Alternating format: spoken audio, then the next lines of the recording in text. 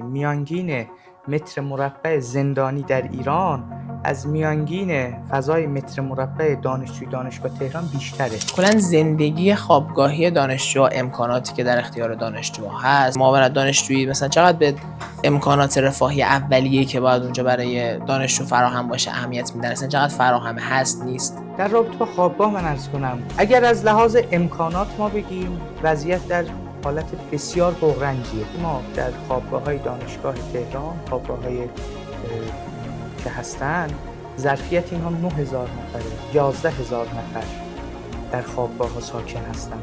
این 2000 تا بیشتر، 2000 نفر بیشتر از ظرفیت. و یک نکته دیگه هم در رابطه با خوابگاه‌های دانشگاه تهران هست، میانگین، من اینو با آمار عرض می‌کنم چون سر این مسئله ما مدت‌ها کار کردیم، میانگین متر مربع زندانی در ایران از میانگین فضای متر مربع دانشجوی دانشگاه تهران بیشتره.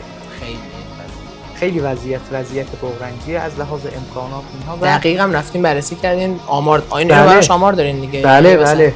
از فردا انقلت بیاد روش شما آمار دارین؟ ما داریم، ما کار کردیم روش، خیلی هم فعالیت کردیم، دوستان ما، حالا نه تنها بنده.